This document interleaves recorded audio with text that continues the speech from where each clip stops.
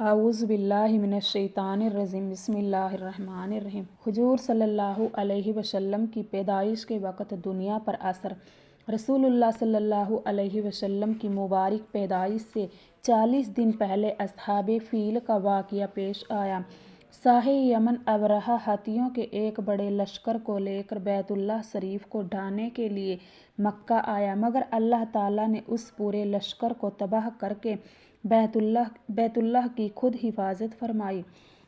مورخین کا بیان ہے کہ جس وقت حضور صلی اللہ علیہ وسلم پیدا ہوئے، ٹھیک اسی وقت کسریٰ کے شاہی محل میں سخت زلزلہ آ گیا اور اس کے 14 کنکرے گر گئے۔ اسی طرح فارس کے آتش کدے کی آگ جو برابر 1 سال سے جل رہی تھی، ایک دم سے بجھ گئی۔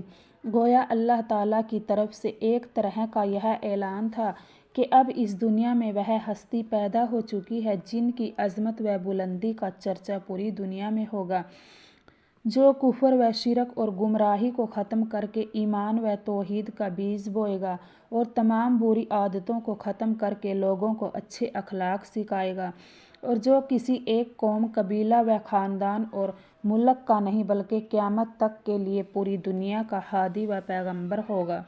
السلام علیکم ورحمۃ اللہ وبرکاتہ۔